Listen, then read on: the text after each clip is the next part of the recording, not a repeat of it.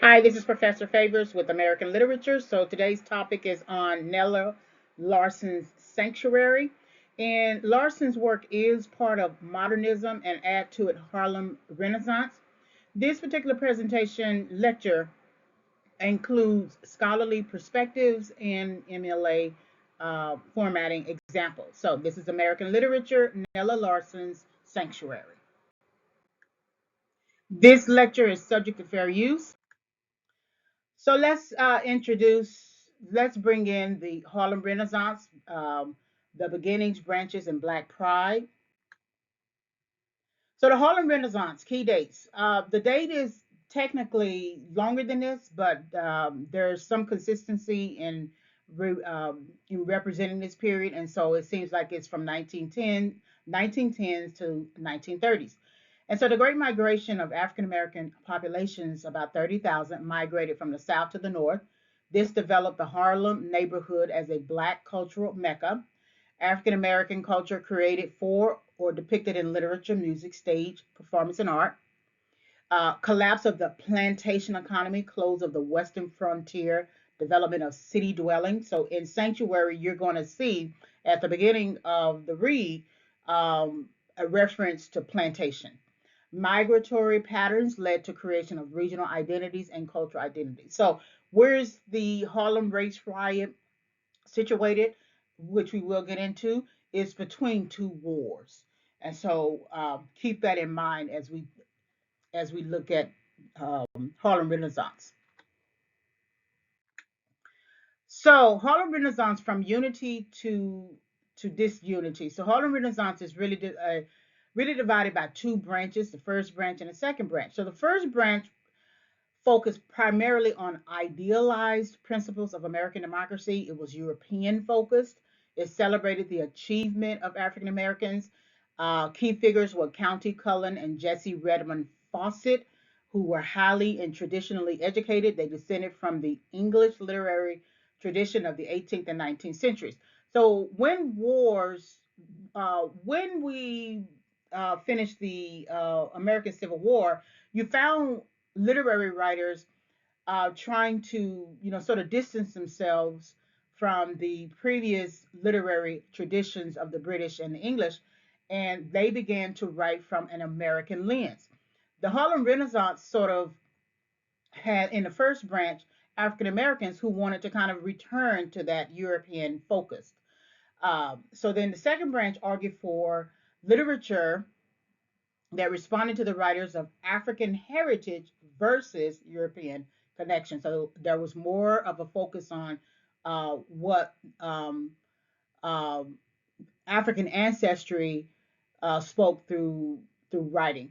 The goal was regarded the manifesto of Pan-Africanism movement, emphasizing unity and solidarity of people of African descent, and then the key figures were Richard Wright, Langston Hughes, and Zora Neale Hurston. So this is how it moved from unity to disunity, because more under the first branch was this sort of highly stylized um, intellectual undertaking of how to represent society within a literary work, and it focused primarily on European lens.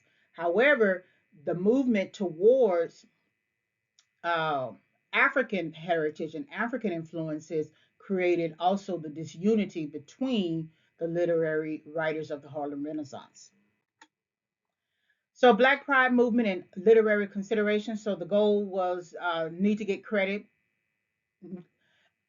Black Americans need to get the credit they deserve for cultural areas of life. So we have poetry, Claude McKay's collection of Harlem Shadows, which details the experiences of Black prostitutes in the U.S.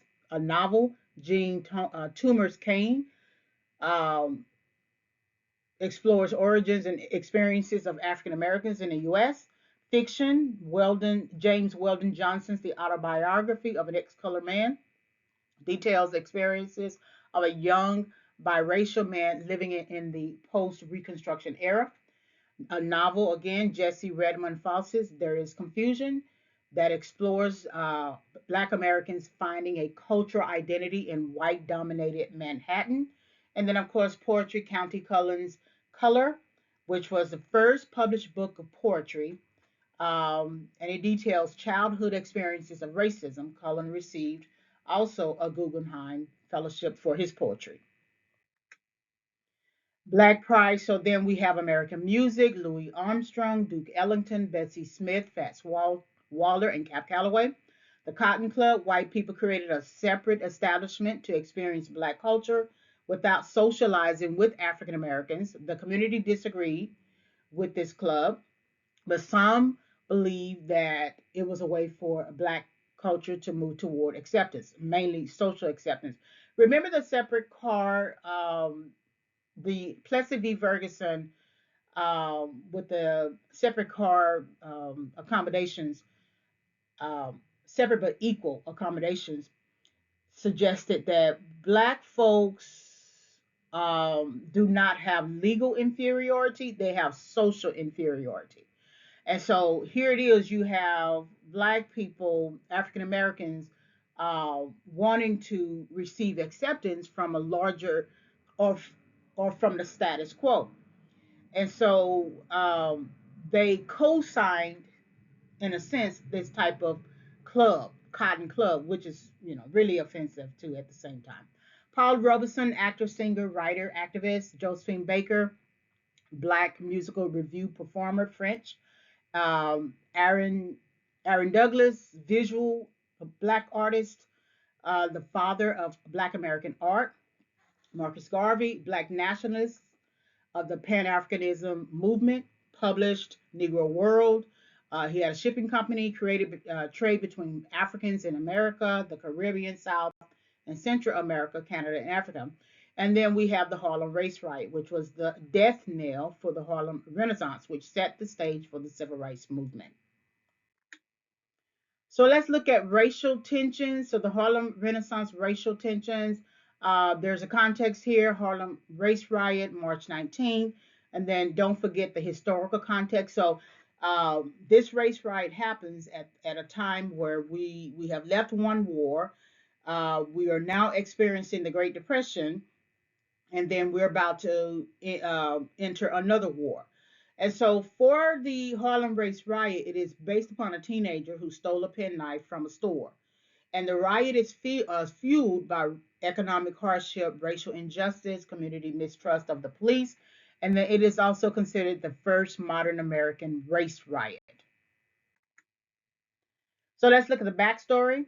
By the 1930s, African Americans had made strides for equality since Reconstruction, with the first African American elected to Congress and Congress of Industrial Organizations admitting the first to admit Black people to the Union.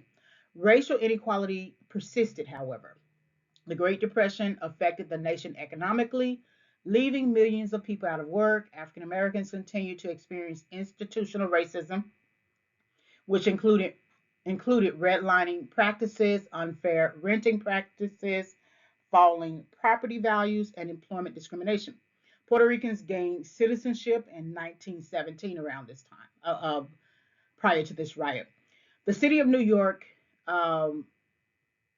was perceived as neglecting Harlem, so that meant its playgrounds, public facilities, and they were the last on the list for repair. On March 19, Lino Rivera, 16-year-old Black Puerto Rican, was caught stealing a penknife from a dime store. The owner called the police. Officers arrived. Crowds gathered. The storekeeper became afraid and let Rivera go. The officers agreed with the storekeeper. So that seems like that should have been it. But there was a rumor.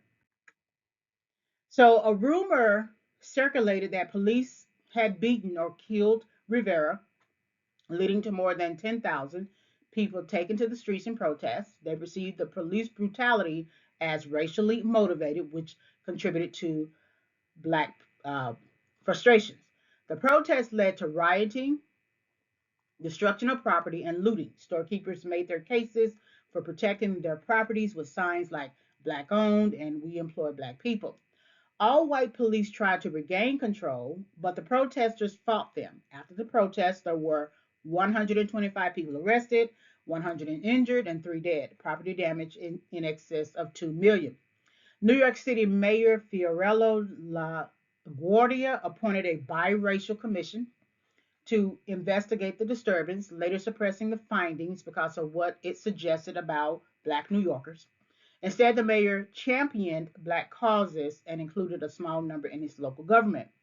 Although the mayor worked to expand opportunities for Black Americans, two more riots and protests followed, which were Harlem Race Riot in 1943 and Harlem Race Riot in 1964. Again, these are sort of the particular activities that fuel the civil rights protests or civil rights movements.